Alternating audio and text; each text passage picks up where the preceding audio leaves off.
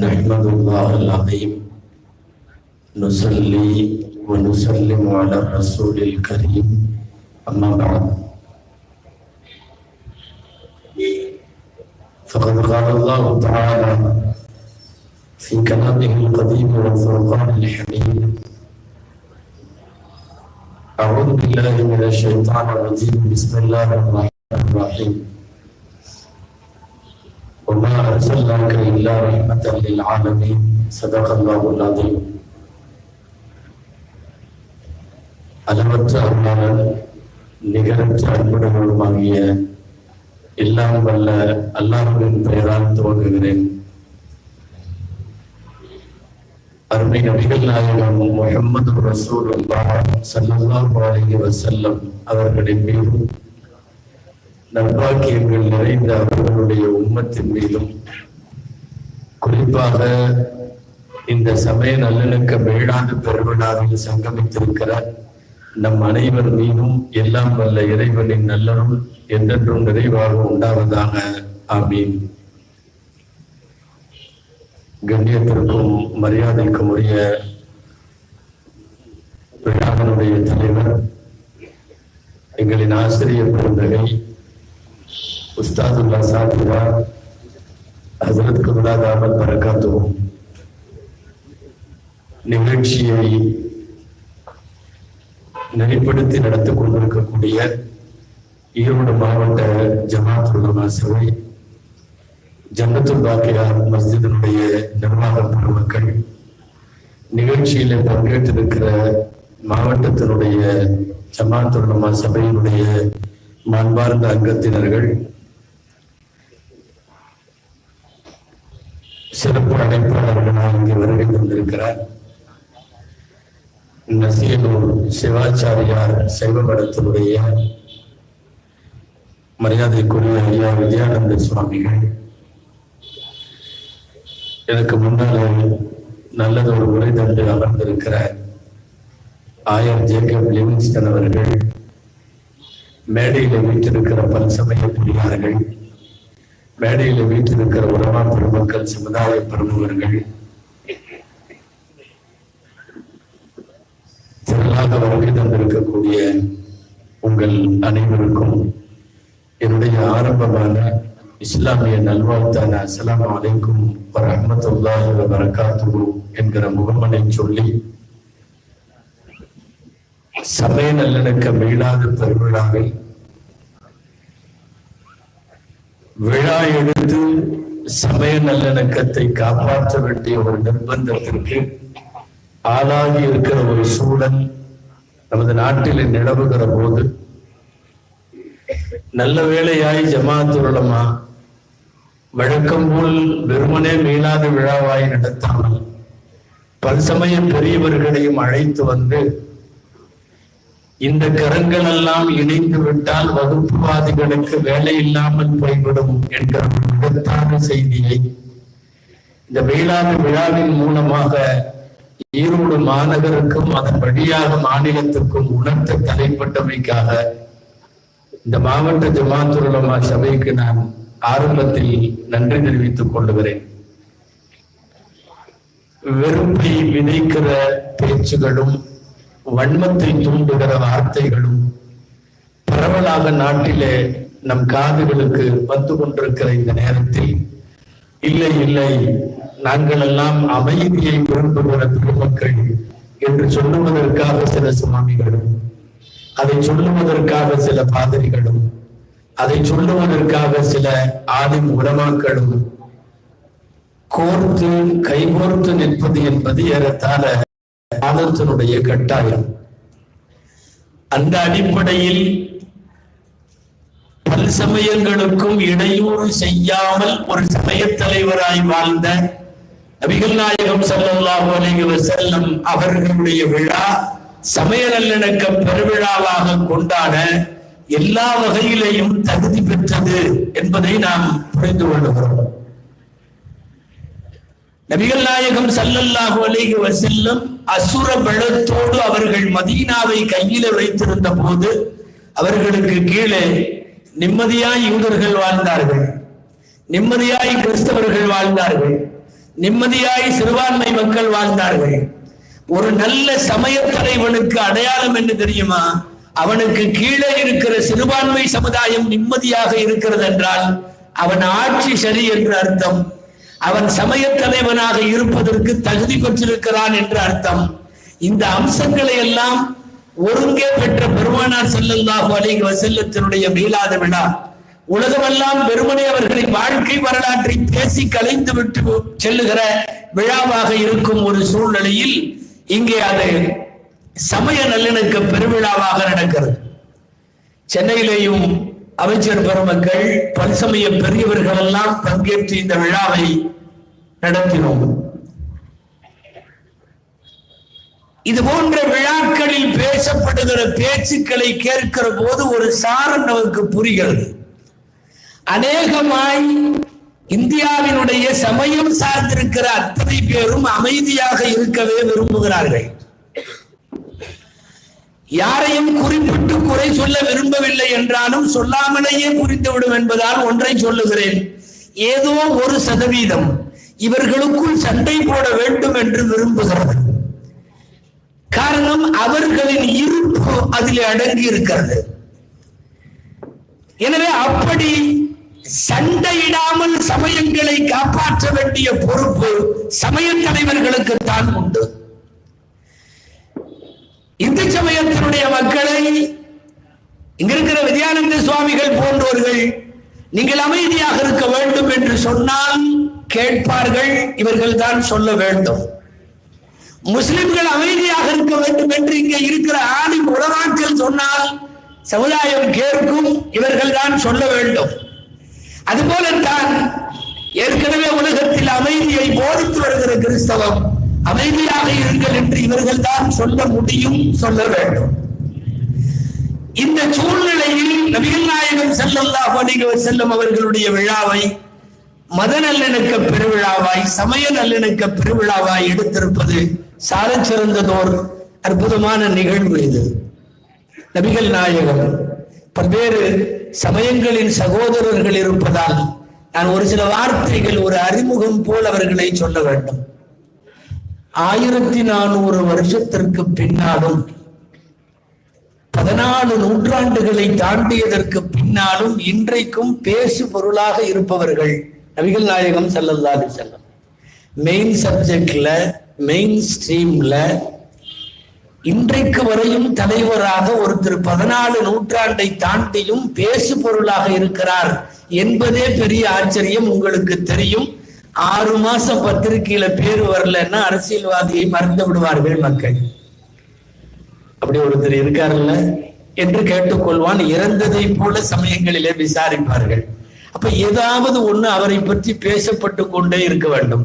ஆச்சரியம் என்னன்னா, பெரிய பெரிய தலைவர்களாக உலகத்திலே வளம் வந்து ஒரு 200, 300, 400 வருஷங்களுக்கு முன்னாலே வாழ்ந்து முடிந்து மடிந்தவர்களை கூட நினைவில வைத்துக் கொள்ளாத மனித சமுதாயம் 1400 ஆண்டுகளுக்கு பின்னாலும் கூட அன்றைக்கு ஒரு அரேபிய தீபகற்பத்தின் ஒரு ஓரத்தில் மனித குலத்தினுடைய முன்னேற்றத்திற்கான புரட்சியை முன்னெடுத்த ஒரு தலைவரை 14 நூற்றாண்டுகளாக இந்த உலகம் பேசிக் கொண்டிருக்கிறது.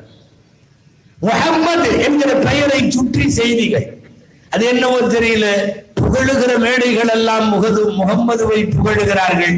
இகழுபவர்களும் வேற யாரையும் கை வைக்கிறது இல்ல, முகம்மதுவை தான் கை வைக்கிறார்கள். காரணம், முகம்மது அவர்களை உறங்க விடாத தலைவர் என்பது அவர்களுக்கே புரிகிறது.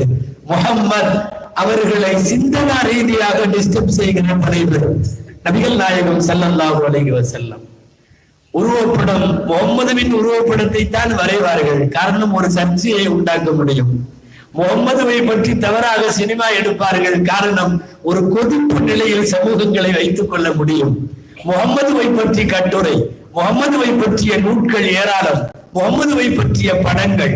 டென்மார்க்கில் ஒருவர் கார்ட்டூன் வரைகிறார் என்றால் இன்னசென்ட் ஆஃப் முஸ்லிம்ஸ் ஒரு திரைப்படம் நபிகள் நாயகத்தினுடைய சொந்த வாழ்க்கையை திரித்து அவதூறாக சேற்றை பரப்பி பேசுகிறது அல்லவா? ஆக புகழ்வோருக்கும் முகம்மதை புகழாமல் உறக்கமில்லை, இகழ்வோருக்கும் முகம்மதை திட்டாமல் உறக்கமில்லை. புகழோ இகழோ மொத்தத்தில் பேசு பொருளாய் இன்றளவும் நீடிக்கிற தலைவர் நபிகள் நாயகம் ஸல்லல்லாஹு அலைஹி வஸல்லம் அவர்கள். அவர்களை சுற்றி இன்றைக்கு வரையும் உலகம் போய்கொண்டிருக்கிறது. ஒரு சந்தேகம் வரலாம், இந்த அளவிற்கு நபிகள் நாயகம் என்பவர்கள் உலகத்திலே பேசப்படுவதற்கு, முன்னெடுக்கப்பட, புகழ் மாலை சூட்டப்பட என்ன காரணம் என்ற ஒரு கேள்வி வரும். ரொம்ப சிம்பிள். உலகத்தினுடைய நிறைய தலைவர்கள் வரலாற்று புத்தகத்திலே இருக்கிறது, ஆவணங்களிலே இருக்கிறது, டாக்குமெண்ட்களிலே இருக்கிறது. முகம்மது நபி மட்டும்தான் வரலாற்று புத்தகத்திலே இல்லை, முஸ்லிம்களின் வாழ்க்கையோடு இருக்கிறார்கள்.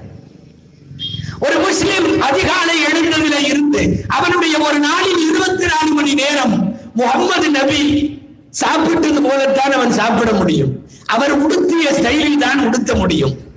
அவருடைய நடை போல், பாவனை போல், அவர்களுடைய பழக்கத்தை போல், மனைவி மக்களை அவர்கள் எப்படி நடத்தினார்கள், அண்டை வீட்டாரிடம் எப்படி நடந்து கொண்டார்கள், சகோதர சமயத்தவர்களோடு எப்படி அணுகுமுறை மேற்கொண்டார்கள், முகம்மது நபியின் வரலாறு தான் முஸ்லிம்களின் வாழ்க்கையாக மாறி போனதால் அது அழிக்க முடியாது. வரலாறுல இருந்தா போயிடும், வரலாறுல இருந்தா மாறிடும், வரலாறுல இருந்தா திருத்திடுவாங்க, வரலாற்று திருப்பி ஏற்படும். ஆனால் வாழ்க்கையாகிவிட்டதற்கு பின்னால் அந்த தலைவரை அங்கிருந்து பிரிக்க முடியாது. நபிகள் நாயகம் ஸல்லல்லாஹு அலைஹி வஸல்லம் அப்படி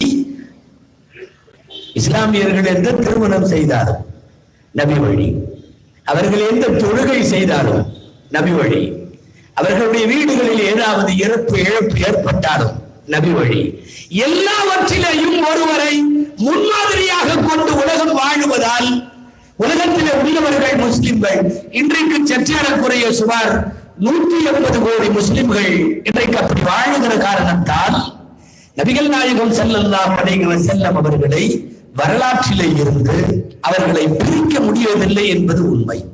நான் சொல்லுவது சற்று மிகையாக இருக்கலாம், ஆனால் யதார்த்தம் அதுதான். மனித குலத்தினுடைய போங்கை அவங்க பிறக்கிறதுக்கு முன்னாடி வேறு மாதிரி இருந்தது. பிறந்ததற்கு பின்னால் உலகத்தின் திசையை தீர்மானிக்கிற இடத்தில் நபிகள் நாயகம் ஸல்லல்லாஹு அலைஹி வஸல்லம் இருந்தார்கள். கிமு கிபி என்று வரலாற்றிலே சொல்லப்படுவது போல நபிகளார் பிறப்பிற்கு முன், நபிகளார் பிறப்பிற்கு பின் என்றும் உச்சரிக்கலாம். காரணம், நபிகளார் பிறப்பிற்கு முன்பிருந்த வாழ்க்கை வேறு, நபிகளார் பிறப்பிற்கு பின் மனித குலத்தினுடைய தடம் வேறு. அந்த தடத்தை ஏற்படுத்துபவர் கிறிஸ்தவ பெரியவர் இங்கே சொல்லி இருப்பார்கள் அநேகமாய். மைக்கேல் ஹார்ட் இந்த 100 எழுதிய போது அவர் சொன்ன ஒரே ஒரு காரணம் தான், நான் முகம்மதுவை முதல் தலைவராக என் புத்தகத்தில் பதிவு செய்கிறேன். காரணம் என்ன? நிறைய பேர் இந்த செய்தியை கேள்விப்பட்டிருப்பீங்க. மைக்கேல் ஹார்ட் சமீபத்தில் உள்ளவர் தான், ரொம்ப நூற்றாண்டுகளுக்கு முன்னால உள்ளவர் அல்ல. தமிழகத்தில மலவை முஸ்தபா போன்ற ஒரு அறிஞர் குழு ஒன்று மைக்கேல் ஹார்ட்டை போய் சந்தித்தார்கள். நீங்கள் எழுதிய புத்தகத்தில் முதல் தலைப்பில் நபிகள் நாயகம் வைக்கப்பட்டிருக்கிறது த 100ல. இந்த 100ல நபிகள் நாயகத்தை முதல்ல வைக்கிறதுக்கு என்ன காரணம் என்று சொன்ன போது மைக்கேல் ஹார்ட் நேரடியாக சொன்னதை அந்த தமிழறிஞர்கள் குழு வந்து பதிவு செய்திருக்கிறார்கள். அவர் என்ன சொல்றாரு தெரியுமா? நான் முதல்ல வச்சது உண்மை. காரணம் என்னன்னா, நான் எழுதின புத்தகத்துல த 100ல 100 தலைவர்களில் நபிகள் நாயகம் போல் நிறைய தலைவர்கள் இருக்கத்தான் செய்கிறார்கள். ஒரு குறுகிய காலத்தில் உலகத்தையே ஈர்த்த தலைவர் என்பது நபிகள் நாயகம் மட்டும்தான். சில பேருக்கு காலம் பிடித்திருக்கிறது, சில பேர் தலைவர்கள் கனவு கண்டுவிட்டு அவர்கள் போய்விட்டார்கள். அந்த தலைவனின் கனவை அவர்களின் அடுத்தடுத்த தலைமுறைகள் நனவாக்குவதற்கு நிறைய காலங்கள் தேவைப்பட்டது.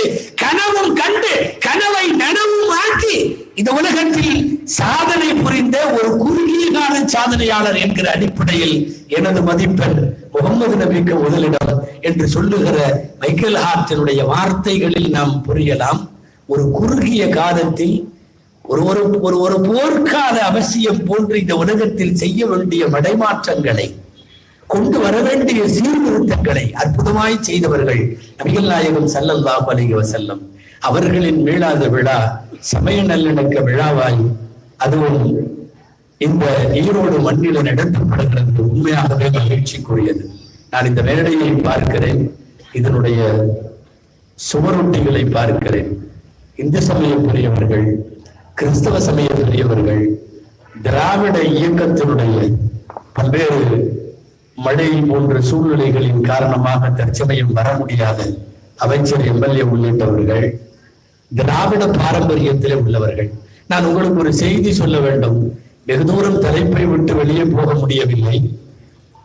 திராவிட தலைவர்கள் மீளாத விழா மேடை ஏறாத திராவிட தலைவரே இல்லை என்று சொல்லலாம். உங்களுடைய ஈரோடு முத்துசாமி அல்ல, அந்த காலத்தில் ஈரோட்டு பெரியாரிலே இருந்து எல்லாரும் மீளாத விழா மேடை ஏறியிருக்கிறார்கள். மீளாத விழா மேடையிலே பேசி இருக்கிறார்கள். உங்களுக்கு ஆச்சரியமாக இருக்கலாம். ஒரு மீளாத விழாவில் நபிகள் நாயகத்தை பேச வருகிற போது தீண்டாமை குறித்து பெரியார் பேசிய அந்த பேச்சு ரொம்ப பிரபலமானது. ஒரு குறிப்பிட்ட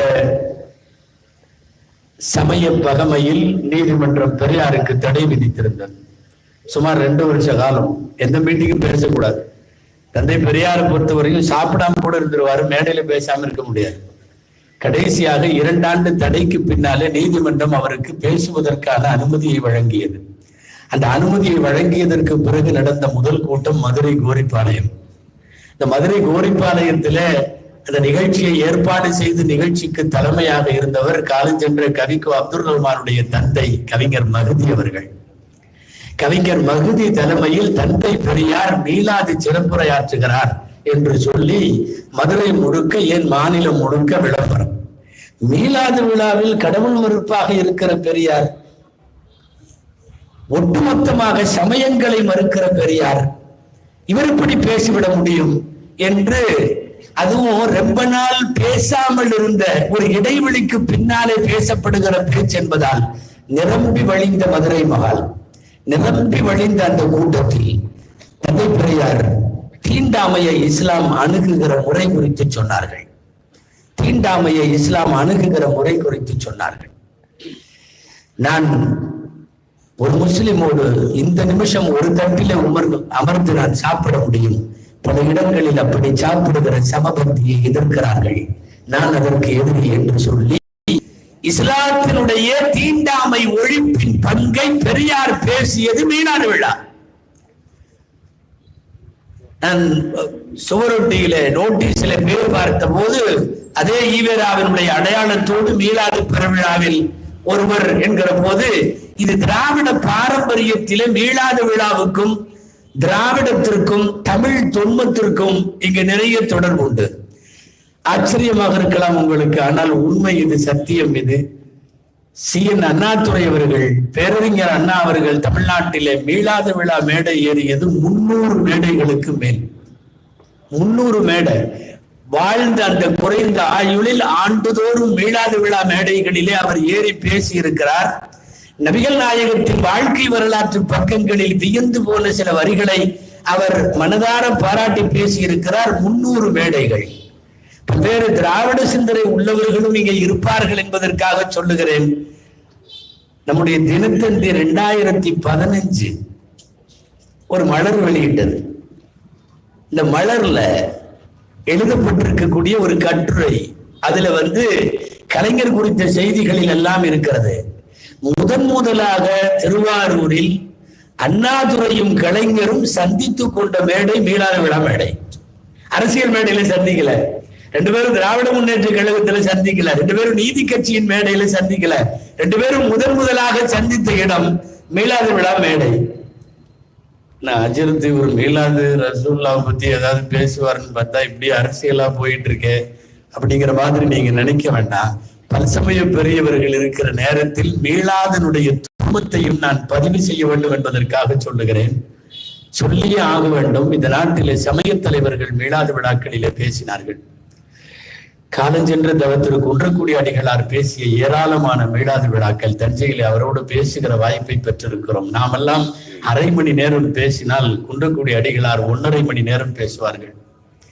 இன்றைக்கு இருக்கிற பொன்னம்பல அடிகளார் வரைக்கும் மடங்களின் ஆதீனங்கள் பேசிக் கொண்டிருக்கிறார்கள். காரணம், அமைதியை விரும்புகிற எல்லாரும் ஒன்றாக இருக்கவே பிரியப்படுவார்கள். சமீபத்தில் காலஞ்சென்ற மதுரை ஆதீனம் கிட்டத்தட்ட ஏராளமான விழாக்களில் அவர்கள் பேசி இருக்கிறார்கள். மீளாத விழாவுக்கு எனக்கு கட்டுரை வேண்டும் என்று காலஞ்சென்ற முஸ்லிம் லீக்கினுடைய தலைவர் சிராஜுல் மில்லத் மர்ஹூம் அப்துல் சமத் அவர்கள், இறைவன் அவரை பொருந்திக் கொள்வானாக. அவர் கட்டுரை கேட்டார் கலைஞரிடம். கலைஞர் மீளாது என்று தலைப்பு போட்டு அன்றைக்கு வந்த பத்திரிகை மணிவிளக்கு, சிராஜுல் இல்லத்துடைய பத்திரிகை, அதாவது இப்ப இருக்கிற மணி சுடருக்கு முன்னாலே உள்ள மணிவிளக்கு. மணிவிளக்கு பத்திரிகையில அழகான கவிதை. என்ன, அன்றைக்கு இருந்த அரபக சூழ்நிலையில் பெருமானாரின் வருகையில் என்னென்ன மாற்றங்கள் எல்லாம் நடந்தது என்பதை அற்புதமாக சொல்லக்கூடிய கவிதைகளை எல்லாம் எழுதி முடித்திருந்தார்கள் கலைஞர் அவர்கள். முகம்மது பிறந்தார் என்று முடியக்கூடிய கவிதையில முகம்மது பிறக்கும் போது சூழ்நிலைகள் எப்படி இருந்தது என்றெல்லாம் எழுதியிருந்தார். விபச்சாரம் தெரியாதவன் விவேகமற்றவன், சூதாட தெரியாதவன் சோம்பேறி. அன்னைக்கு இருந்த மக்களுடைய சூழ்நிலைய கலைஞர் தன் வார்த்தையில எழுதுகிறார். தெருவிலே நடந்த பல்வேறு அனாச்சாரங்களை எல்லாம் குறுக்கிட்டு கடைசியாக முகில் கிழித்து வந்த முழுமதி என்று முடியும் கலைஞருடைய வார்த்தைகள். திராவிட தலைவர்களிலே இருந்து, சமய தலைவர்களிலே இருந்து எல்லாரும் மீளாத விழா மேடைகளில் அற்புதமாக உரையாற்றி இருக்கிறார்கள்.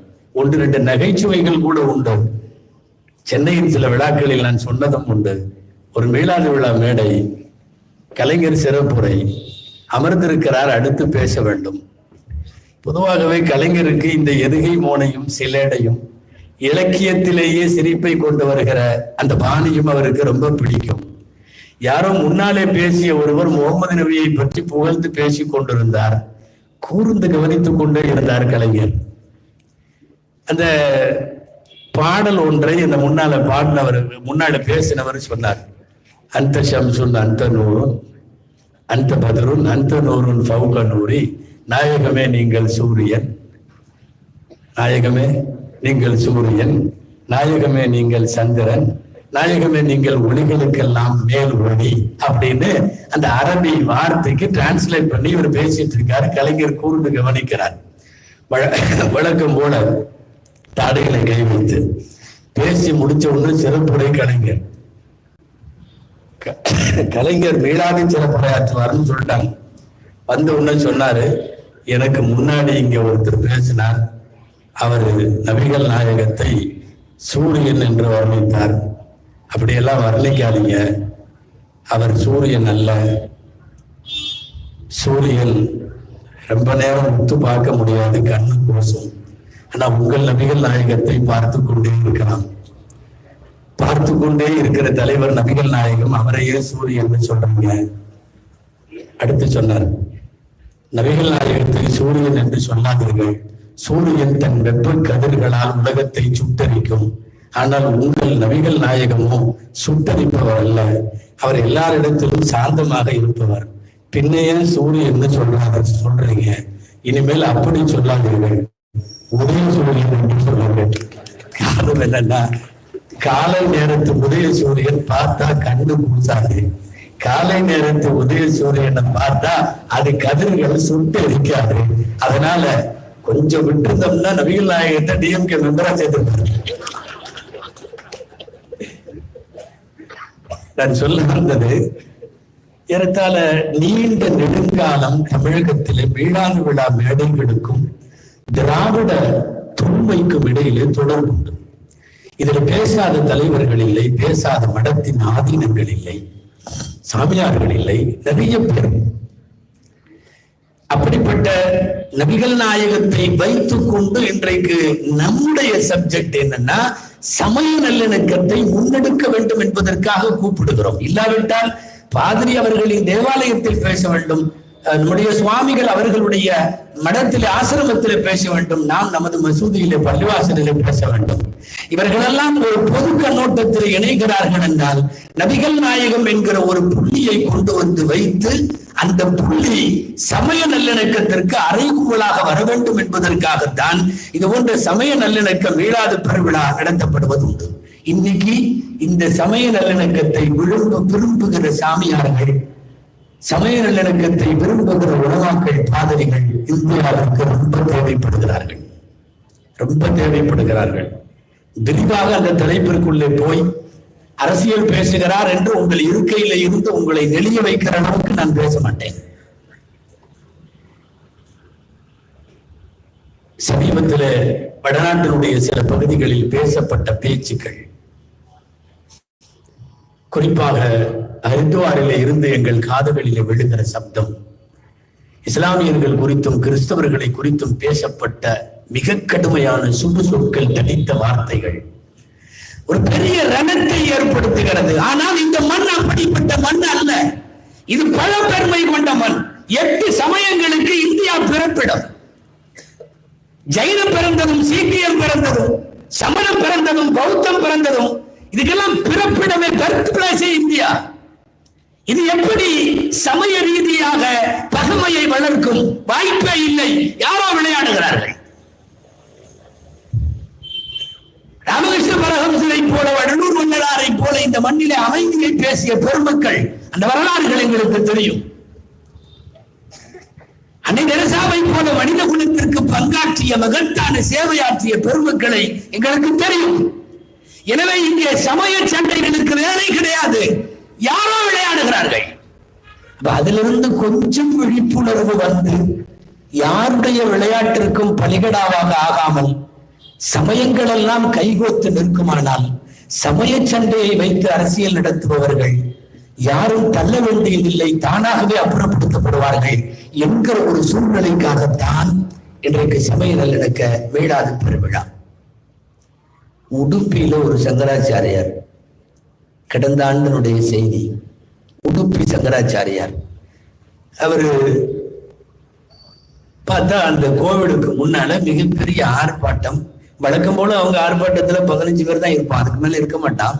ஒரு 10-15 பேர் இருந்து, வெளியேறு, அசிங்கப்படுத்தி விட்டாய் ஆலயத்தை, வெளியேறு வெளியேறுன்னு சத்தம் மீடியா எல்லாம் கவர் பண்ணிட்டு இருக்கு. என்ன காரணம்னு கேட்டா, ரம்ஜான் மாசத்துல முஸ்லிம்கள் நோன்பு திறக்கிற இஃப்தார் விருந்துக்கு கோவில் வளாகத்துல அவர் ஏற்பாடு பண்ணிட்டார்.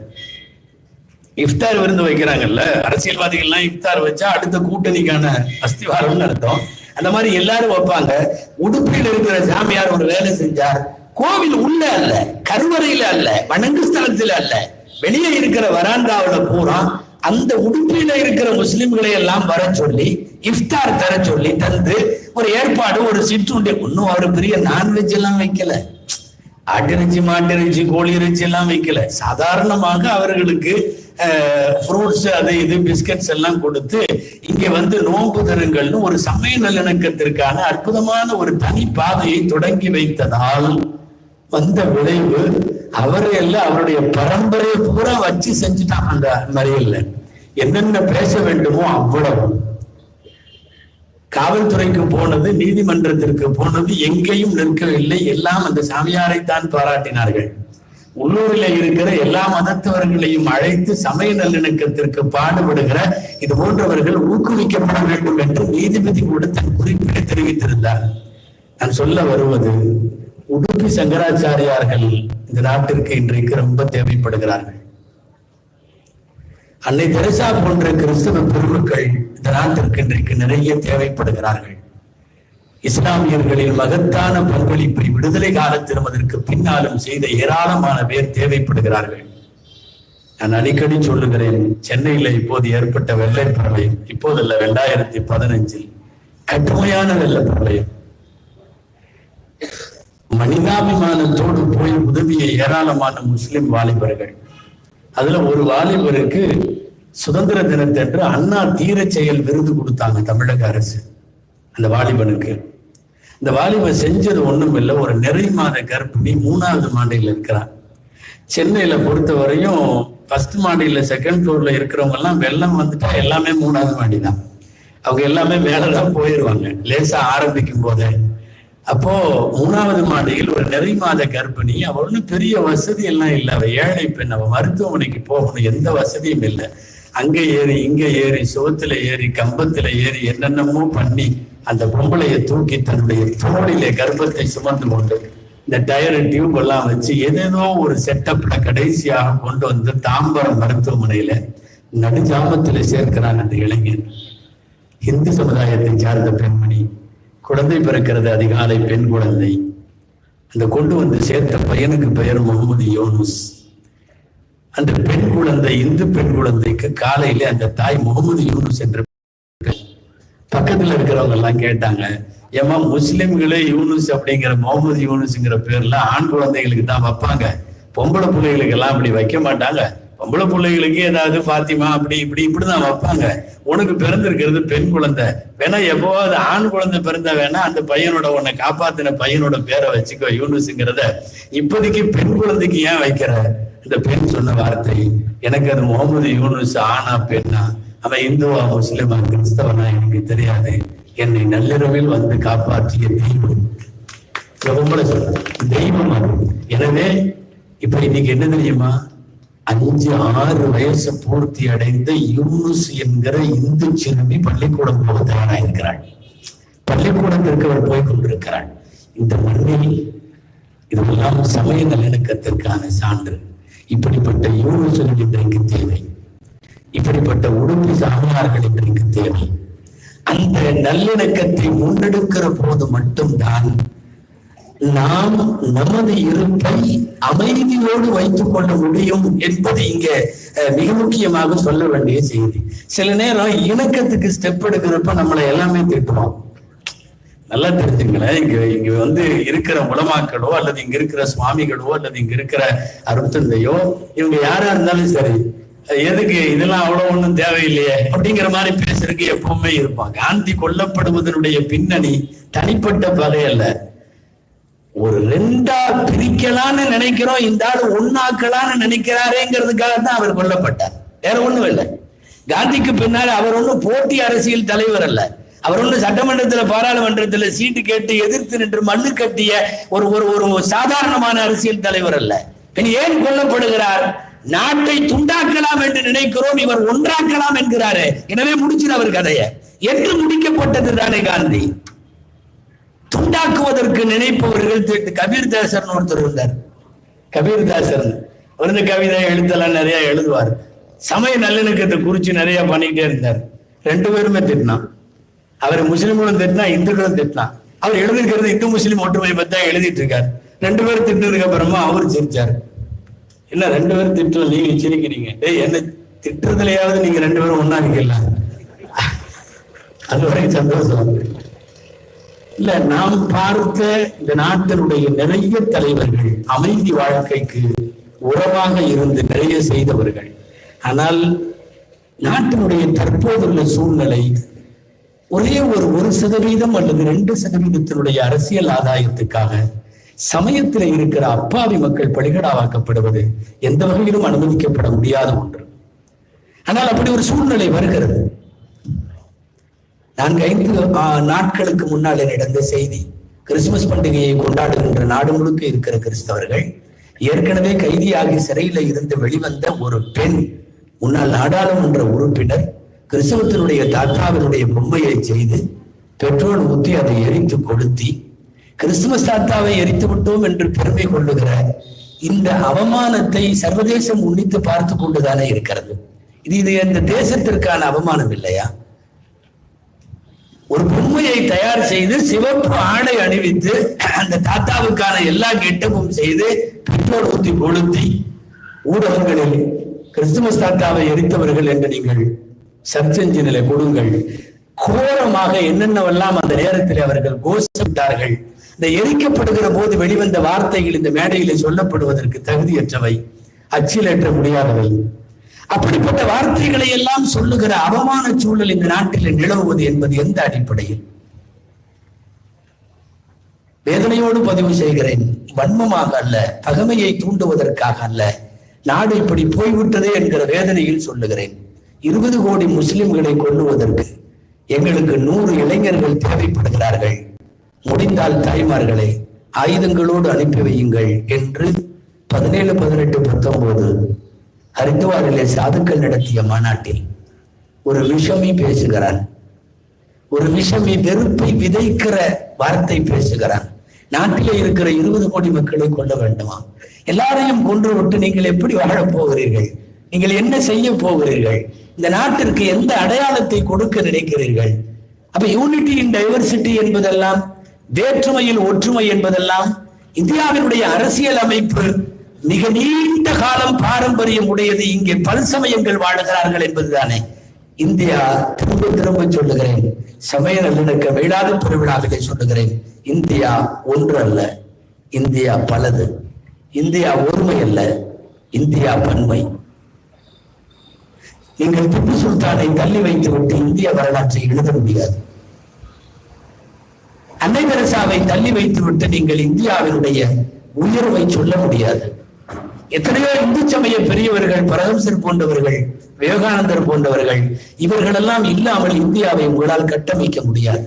இங்கே எல்லா சமயத்து பெரியவர்களும் சேர்ந்து கட்டமைத்ததுதான் இந்தியா. எதனால் இதை சிதைக்க வேண்டும்? அன்பிற்குரியவர்களே, இவங்க இப்படி அவங்க இப்படி எல்லாம் சொல்ல வேண்டாம். சில உதாரணங்கள் சொன்னா உங்களுக்கு புரியும். இந்த எலிக்கு பல்லு வளருமா?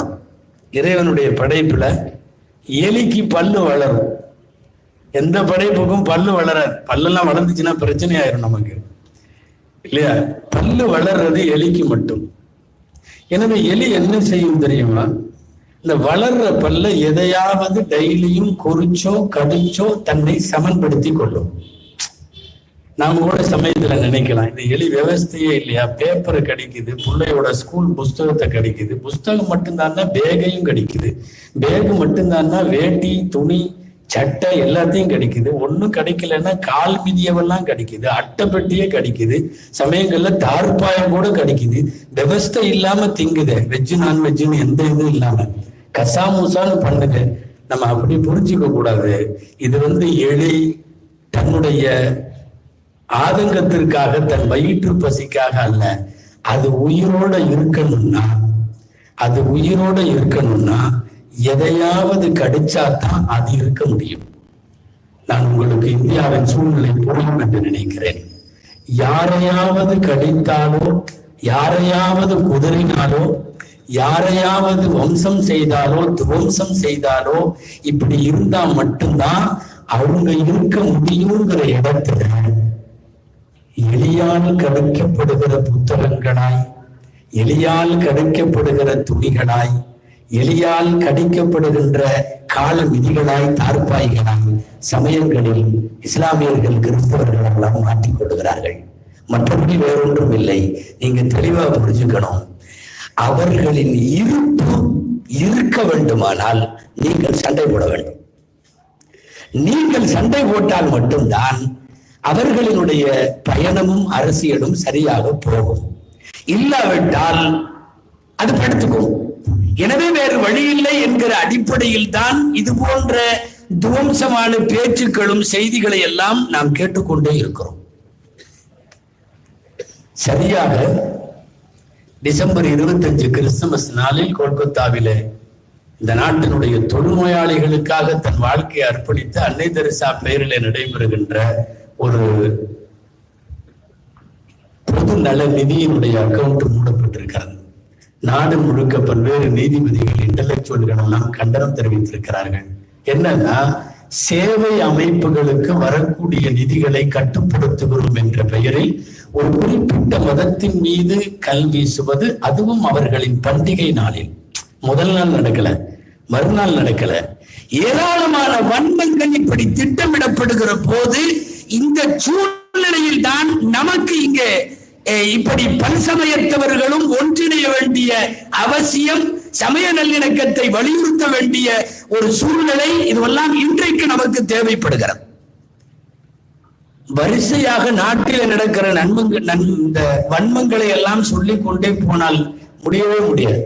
நல்ல அரசியல் தலைவர்களுக்கு அடையாளம், நல்ல ஆட்சியாளருக்கு அடையாளம், நல்ல சமய தலைவர்களுக்கு அடையாளம், நீங்க வாழ்ற அதே ஊர்ல, அதே நாட்டுல, உங்க பகுதியில வேற சமயத்தவன் நிம்மதியாக வாழணும்.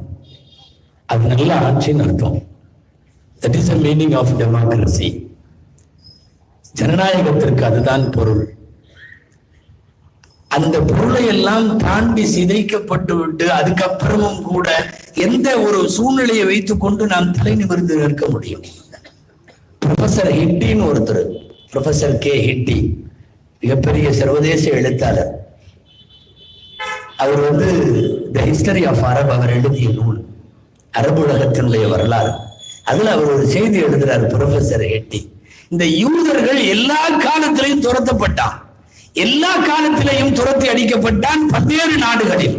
யூதர்கள் வாழ்ந்த நாடுகளில் எல்லாம் எந்தெந்த ஆட்சிகளுக்கு கீழே யூதர்கள் இருந்தார்களோ அந்த இடங்களில் எல்லாம் மிக மோசமாக நடத்தப்பட்டார்கள்.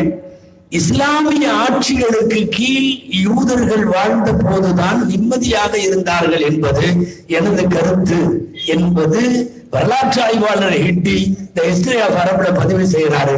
உண்மை அதுதான். ஹிட்லரிடம் கிடைப்பதற்கு முன்னால் அவர்கள் வரலாற்று காலத்தில் நீண்ட நெடுங்காலம் பல்வேறு இஸ்லாமிய குடியரசுகளில் அவர்களுக்கான சமய உரிமைகளோடு அவர்கள் வாழ்ந்திருக்கிறார்கள் என்பதை பார்க்கிறோம். இந்த சமய நல்லிணக்கத்தை முன்னெடுக்க வேண்டிய ஒரு முக்கியமான கட்டம் இன்றைக்கு இந்தியாவிற்கு மிகப்பெரிய இருப்பிட நிலையில வந்திருக்கிறது. அதை மீட்டெடுப்பதுதான் உண்மையாக ஜனநாயகமும் கூட. இன்னைக்கு அரபு நாட்டுல கிறிஸ்தவர்கள் இருக்கிறாங்க. உங்களுக்கு தெரியுமா, அரபி மொழியை தாய்மொழியாக கொண்ட கிறிஸ்தவர்கள் கோடிக்கும் மேல் இருக்கிறார்கள். 1 கோடிக்கு மேல டோட்டல் கண்ட்ரில. எகிப்துல இந்த எண்ணிக்கை ரொம்ப அதிகம். 1 கோடி பேருக்கு மேல் இருக்கிறார்கள். நான் சொல்லுவது பல ஆண்டுகளுக்கு முன்னால எடுத்த தகவல். அவங்களுக்கெல்லாம் மொழி தாய்மொழி அரபி. அவங்களுடைய ட்ரெஸ் கோடு கிறிஸ்தவ ட்ரெஸ் கோடு. அவர்களுடைய வணக்கம் வழிபாடு எல்லாமே தேவாலயங்கள்ல. ஆனா அவர்களுடைய தோற்றத்தை பார்த்தால் அரபி என்று முடிவு செய்வோம். அரபி அல்ல, அவர்கள் கிறிஸ்தவர்கள். ஒரு அரபு நாட்டுக்குள்ளே கிறிஸ்தவன் அந்த கிறிஸ்தவ சமயங்களோடு அவன் வாழ அனுமதிக்கப்படுகிறான். உங்களுக்கெல்லாம் தெரியும், ரொம்ப ஃபேமஸான சதாம் ஹுசைன், ஈராக்ல இருந்த சதாம் ஹுசைன். இந்த கேபினட்ல ஃபர்ஸ்ட் போஸ்ட் சதாம் ஹுசைன். இந்த second post Tariq Aziz. Tariq அசீஸ்ங்கிறவர் தான் சதாம் ஹுசைனுக்கு அடுத்து. அவருடைய வெளியூர் வெளி நிகழ்வு, அவர் ஓய்வு எல்லாத்திலையும் நாட்டை கவனித்துக் கொள்ளுகிற பொறுப்பு Tariq Aziz. Tariq Aziz is not a Muslim, அவர் கிறிஸ்தவர். தாரிக் அசீஸ் ஒரு மிகப்பெரிய தேசமான பழைய இஸ்லாமிய நாகரிகங்களின் தொட்டில் என்று சொல்லப்படக்கூடிய அந்த ஈராக்கினுடைய ஆட்சி அதிகாரத்தினுடைய கேபினட்ல மூத்த போஸ்ட்ல ஒரு கிறிஸ்தவரை அங்க இருக்கிற இஸ்லாமிய அரசாங்கம் அமர வைத்து அழகு பார்க்கிறது என்பதுதான் இன்றைக்கு வரையும் தாரிக் அசீஸினுடைய வரலாறு என்பது. அவர் கிறிஸ்தவ சமயத்தினுடைய அந்த சமயத்திற்கு அவர் என்னென்னவெல்லாம் பங்காற்றினார் அவருடைய ஆட்சியிலே என்பதெல்லாம் குறித்து தனியாக நூல்கள் வந்திருக்கிறது. உலகத்துல எந்த நாடா இருந்தாலும் சரி, சமயத்தை சார்ந்த எல்லாரும் அவர்கள் எந்த இதை பின்பற்றினாலும் நிம்மதியோடு வாழ வேண்டும். இந்தியாவில பிறந்த சமயங்கள் நிறைய இந்தியாவில ஃபேமஸ் ஆகல. சில பேர் அங்க சொல்றோம், அரபு நாட்டுல இருந்து வந்தது, நீ அரபு நாட்டுக்கு போ அப்படிங்கிறான்.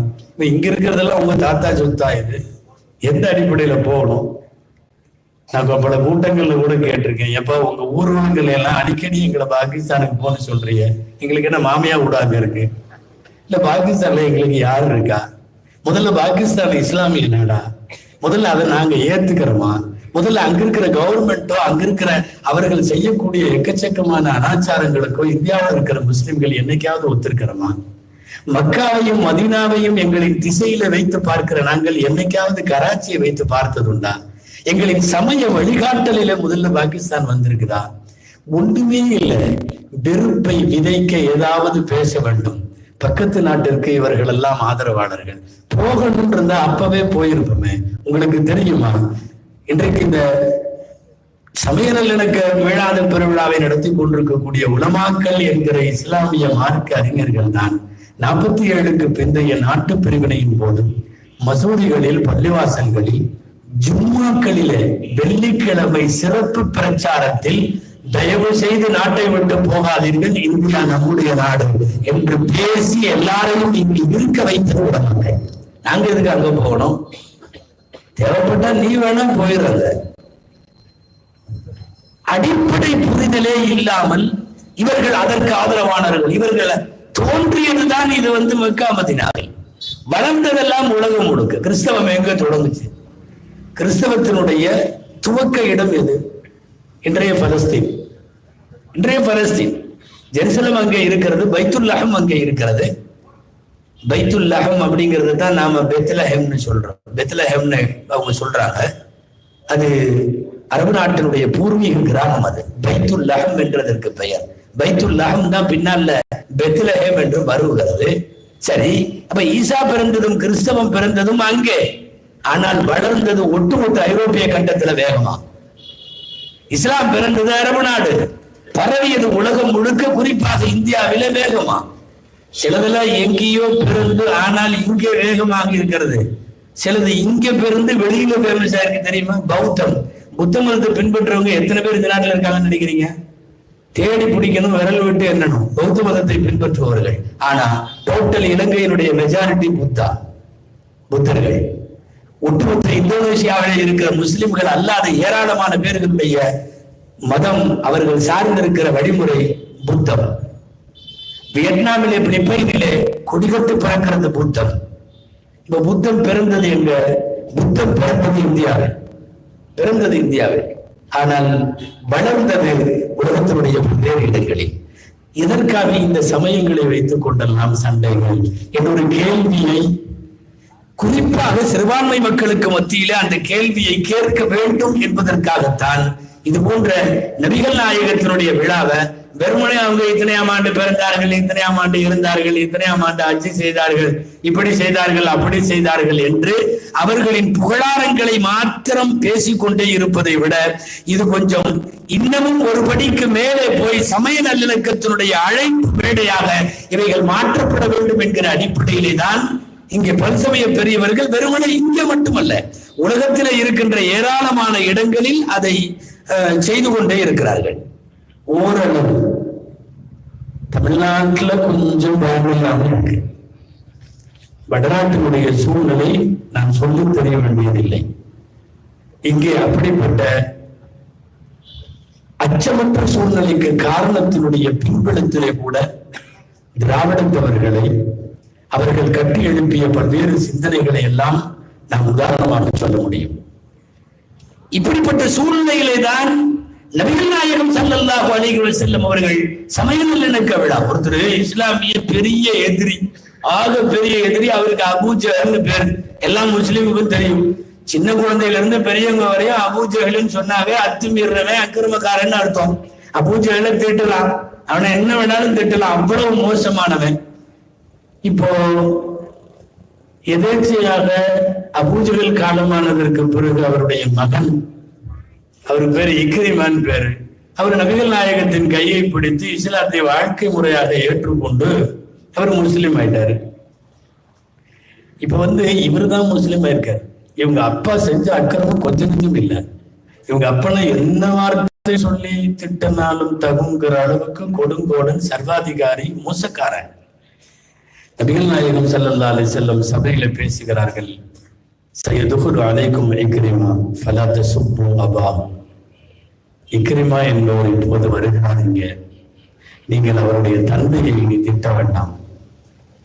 தந்தை ஒன்றும் நல்ல ஆளில்ல, ஆனா ஒரு தந்தையை அவர் மகனை வைத்துக் கொண்டு பேசுகிற போது 1000 தான் இருந்தாலும், அவர் இன்னும் மோசமானவராக இருந்தாலும், நம்ம அப்பாவை இப்படி சுற்றி இருக்கிற எல்லாரும் திட்டுறாங்களேன்னு உள்ளம் தைக்கும் அல்லவா? நபிகள் நாயகம் அதை ஏற்கவில்லையே. நபிகள் நாயகம் ஸல்லல்லாஹு அலைஹி வஸல்லம் அதனுடைய தொடரிலே இன்னமும் பேசியதாய் ஒரு அறிவிப்பில் இப்படி இருக்கிறது. ஃபஇன்ன சப்பல் அம்வாத் லா யூஸிரு இலைஹிம். நீங்க மௌத்தா போனவங்களை, இறந்து போனவர்களை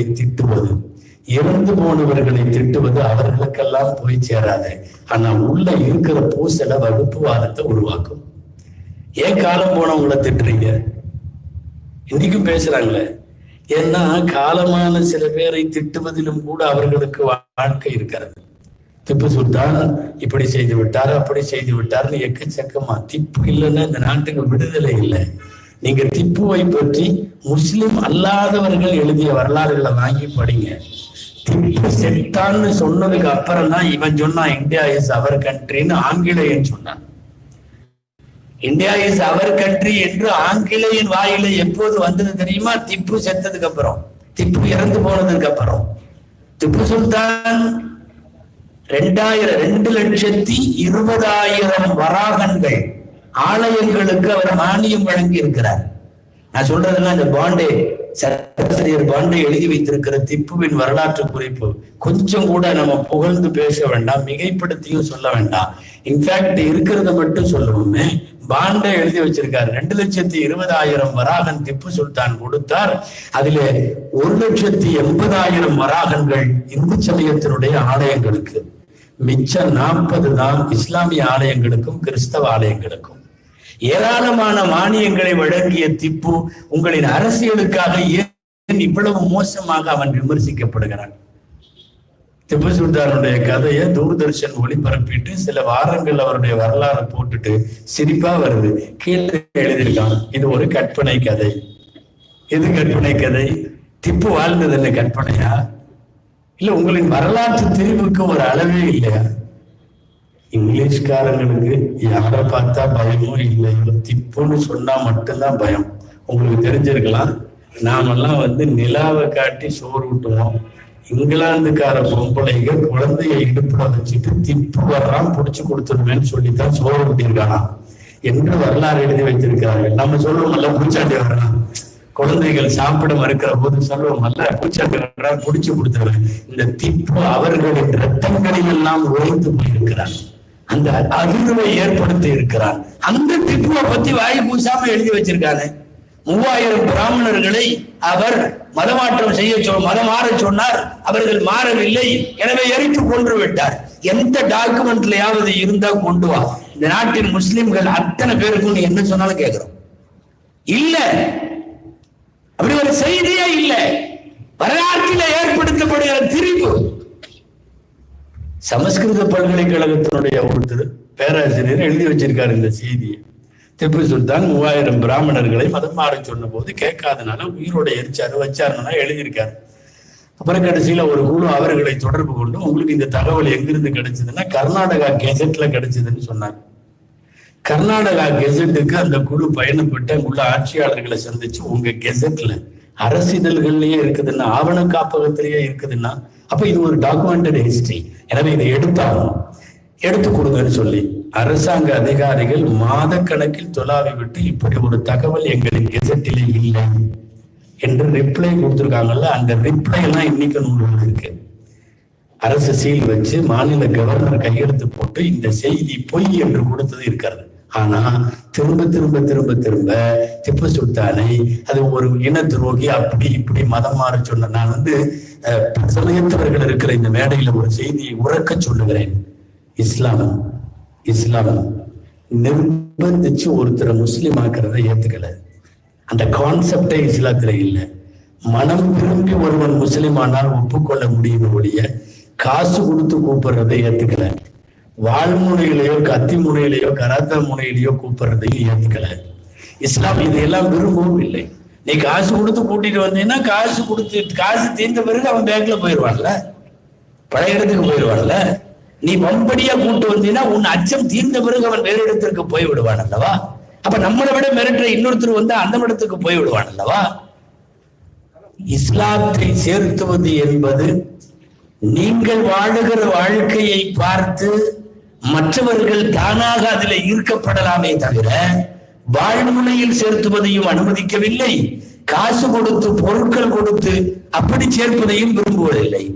இந்த விஷயத்துல இஸ்லாமிய மார்க்க விஷயங்களை நன்கு தெரிந்து வைத்திருந்த திப்பு சுல்தான் அவர் இப்படி செய்தார் என்பதே முதல்ல லாஜிக்கா நடுநிலை சிந்தனையாளர்களால் ஏற்றுக்கொள்ள முடியாத ஒரு செய்தி. அதை திரும்ப திரும்ப திரும்ப தொடர்ந்து பரப்பிக்கொண்டே இருக்கிறார்கள். அந்த பரப்புரைகள் சமீப காலத்தில் ரொம்ப வேகமாக முன்னெடுக்கப்படுகிறது. இப்படி உள்ள 1-2 எல்லாம் இல்ல, சமீப காலமாக இந்த மாதிரி பேச்சு வன்மத்தை விதைக்கிற பேச்சுகள். யூதன் ஒருவனுடைய ஜனாசா நீங்க கேள்விப்பட்டிருப்பீங்க, பிரேதம் போவது, இறப்பு ஊர்வலம், டெட் பாடி அவங்க அடக்க ஸ்தலத்தை கொண்டு போறாங்க, நபிகள் நாயகம் எந்திரிச்சு நிற்கிறார். இது உங்களுக்கு தெரியும். சில பேர் அதனுடைய பின்னிணைப்பையும் நீங்க கேட்கணும்.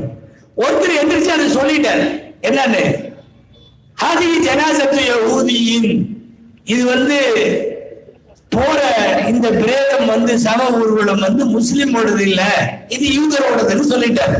அப்ப அவர் மனசுக்குள்ள புரிஞ்சு வச்சது என்ன தெரியுமா? நபிகள் நாயகம் எழுந்து நிற்க வேண்டுமானால் அது முஸ்லிம்களுடைய பிரேதம் போனதான் எழுந்து நிற்கணும். வேறு சமயத்தவர்கள் போற போது எழுத வேண்டிய தேவையில்லை, அதனால நபிகள் நாயகம் தெரியாமல் இருக்கிறார்கள் நினைச்சுக்கிட்டு அவர் எழுந்திருச்சு சொல்றார். ஸல்லல்லாஹு அலைஹி வஸல்லம் கேட்டாங்க, அலைஸத் நஃப்ஸன், புகாரி ஹதீஸ்ல வரக்கூடிய வாசகம் நான் சொல்றேன், அலைஸத் நஃப்ஸன், ஏன் யூதரா இருந்தா அது ஒரு உயிர் இல்லையா என்று நபிகள் நாயகம் கேட்டு எழுந்து நின்றதால் இன்றைக்கும் நீங்கள் எந்த சமய மத உணர்வுடன் போனாலும் நாங்கள் எழுந்து நிற்போம். முஸ்லிம்கள் எழுந்து நிற்பார்கள். இந்த பண்பாடு நபிகள் நாயகம் கற்றுக் கொடுத்தது. ஏன் ஆளு போனாதான் இல்லவே இல்லை. சமயங்களை கடந்து இதை குறித்து பேசியவர்கள் நபிகள் நாயகம் ஸல்லல்லாஹு அலைஹி வஸல்லம். இதனால சுருக்கமாய் நான் சொல்ல வருவது, சமய நல்லிணக்க மீளாது பெருவிழா தயவு கூர்ந்து தொய்வின்றி தொடர்ந்து நடத்துங்கள். பற்சமய பெரியவர்களை தொடர்ந்து கொண்டு வந்து வையுங்கள். சமய சண்டைகள் ஊக்குவிக்கப்படுகிற போது இந்த சமயத்தவர்கள் மட்டும் ஒரு மேடையில் சங்கமிக்கிறார்கள் என்றால் சண்டை வளர்ப்பவன் தானா முகவரி இல்லாம போயிடுவான். நாம வேற ஒண்ணுமே செய்ய வேண்டியதில்லை. ஒரு ஒரு ஒரு போர்க்கால அடிப்படையில் இன்றைக்கு நாம் மேற்கொள்ள வேண்டிய செய்தி. ரொம்ப வேடிக்கையா சொல்லுவாங்கல்ல, தமிழ்நாட்டுல ஒரு பழைய கதை ஒண்ணு, உண்மையாலுமே அதுதான். சமயங்கள் சண்டை போட்டுட்டு இருக்கிறது அப்படிங்கிறது காலஞ்சென்ற கவிக்கும் அடிக்கடி சொல்லுவார், கவிஞர் வாலி அடிக்கடி சொல்லுவார். ஊருக்கு ஒரு யானை வாங்கினாங்களாம். ஊருக்கு ஒரு யானை வாங்கின யானையில சண்டை, பிரச்சனை வந்துருச்சான். நீங்கள் கேள்விப்பட்டிருக்கலாம், இந்த சமயத்தவர்கள்லாம் இந்துக்கள்லாம் சேர்ந்து அந்த யானையோட நெத்தியில நாமம் போடணும், பட்டை போடணும், என்னமோ விபூதி வைக்கணும் அப்படின்னு சொல்லியிருக்கிறாங்க. அங்கிருந்து 4 கிறிஸ்தவர்கள் வந்து இல்ல சிலுவை குறி போடணும் நெத்தியிலன்னு இருக்காங்க. நம்ம பாய்கள் சில பேர் இந்த பக்கம் வந்து நிலா பெற போடணும், கிரசன்ட் இதை போடணும்னு. ஆளுக்கு ஆளு நைட்டு பூரா விடிய விடிய பேசி பேசி சண்டை தீரல. காலையில எந்திரிச்சா யானை எஸ்கேப். அது ஓடிடுச்சுங்க. இந்த பயலுவை நம்மளே விடமாட்டா போல தெரியுது. ஒருத்தர் நாமம் போடுங்கிறான், ஒருத்தர் சிலுவையை போடுங்கிறான், ஒருத்தர் நிலாப்புறையை போடுங்கிறான். இதெல்லாம் ஒத்து வராதுன்னு சொல்லிட்டு ஓடிடுச்சான். அப்ப ஓடின செய்திய சொல்லும் போது அங்க நின்று பேசிட்டு இருக்கிறப்போ ஒருத்தர் சொன்னாராம், இந்த யானைக்கு வந்து வெறி பிடிச்சதுன்னா ஓடுமல்ல, மதம் பிடிச்சி ஓடுதுன்னு சொல்றாங்க. அப்போ ஒருத்தர் சொன்னாராம், யானைக்கு மதம் பிடிச்சி அது காலையில ஓடிடுச்சு அப்படின்னு சொன்னாராம். விவரமான ஒருத்தர் பக்கத்துல இருந்து சொன்னாராம், மதம் பிடிக்காததுனால ஓடிவிட்டது. மதம் பிடிச்சு ஓடல, மதம் பிடிக்காததுக்கு என்ன காரணம்னா மதத்தின் பெயராலே போடுகிற சண்டைகள் பிடிக்கவில்லை. உண்மையான சமய தலைவர்கள் சமய சண்டைகளை விரும்ப மாட்டார்கள். அதனாலதான் இந்த மத நல்லிணக்கம்ங்கிற பதப்பிரயோகம், அந்த மதங்கிறது கொஞ்சம் வல்கரா இருக்கு, ஒரு விதமான ஒரு டெரரா தெரியுது அந்த வார்த்தை. ஏன்னா யானைக்கு மதம் பிடிக்கிறது, நீ மதம் பிடிச்சு அடையலையா இப்படின்னு கேட்கறது. ஆனா சமயம்ங்கிறது அழகான வார்த்தை. சமயம் அப்படின்னா என்ன அர்த்தம்? ஒரு மனிதனை பக்குவப்படுத்துவதற்கு பெயர் சமயம். சாப்பிடவே லாய்க்கு இல்லாம காய்கறியா தனித்தனியா இருந்துச்சுன்னா அது சாப்பிடுற நிலைமைக்கு தயாராயிட்டா சமையல். அது வந்து சமையல். ஓடி ஆடி கண்டவனுக்கும் விளையாடிட்டு இருக்கிற சின்ன புள்ள வயசுக்கு வந்துட்டான்னா சமைத்து விட்டாள். எனவே காய்கறிகள் சமையலாகும் போது, சின்ன பிள்ளைகள் சமைந்து விடுகிற போது, இந்த எல்லா நேரத்திலையும் சமயம் என்பது அர்த்தமே என்னன்னா பக்குவப்படுதல் என்பது அதற்கு அர்த்தம். பக்குவப்பட்டவன் மனிதர்கள் சண்டை போடணும்னு விரும்பவே மாட்டான். எனவே இந்த நாட்டில் யாராவது விரும்புகிறார்கள் என்றால், நான் ஆரம்பத்தில் சொன்னது போல அவர்கள் தினந்தோறும் பல்வளர்கிற எலிகள். அவர்கள் யாரையாவது குறிப்பார்கள். இன்றைக்கு முஸ்லிமாக இருக்கலாம், நாளை கிறிஸ்தவனாக இருக்கலாம், அதற்கு அடுத்த நாள் சீக்கியனாகவோ ஜெயினாகவோ யார் வேண்டுமானாலும் இருக்கலாம். சமயங்களில் தங்களை விட கீழ் ஜாதியாக கூட இருக்கலாம். இப்படிப்பட்ட சூழ்நிலைகளும் பகைமையை பாத்தியொட்டி வளர்க்கிற இந்த பழக்கங்களும் ஒழிக்கப்பட வேண்டும் என்பதில் மிகச்சிறந்த முன்மாதிரியாக இருந்த நபிகள் நாயகம். உள்ளபடியே 1 மணி நேரத்தை தொட்டிருக்கிற எனது பேச்சில் நபிகள் நாயகத்தினுடைய வரலாற்றில் நிறைய பகுதிகளை உள்ளே புகுந்து பேச முடியவில்லை என்கிற அந்த வருத்தம் இருந்தாலும் கூட, காலத்திற்கு தேவையான சில செய்திகளை எங்களுடைய காதுகளுக்கு கொண்டு போய் சேர்க்க வேண்டும் என்பதற்காக நான் இவைகளை பேசி முடித்திருக்கிறேன். எல்லாம் சமய நல்லிணக்கத்தில் இந்த மண்ணிலே எல்லாம்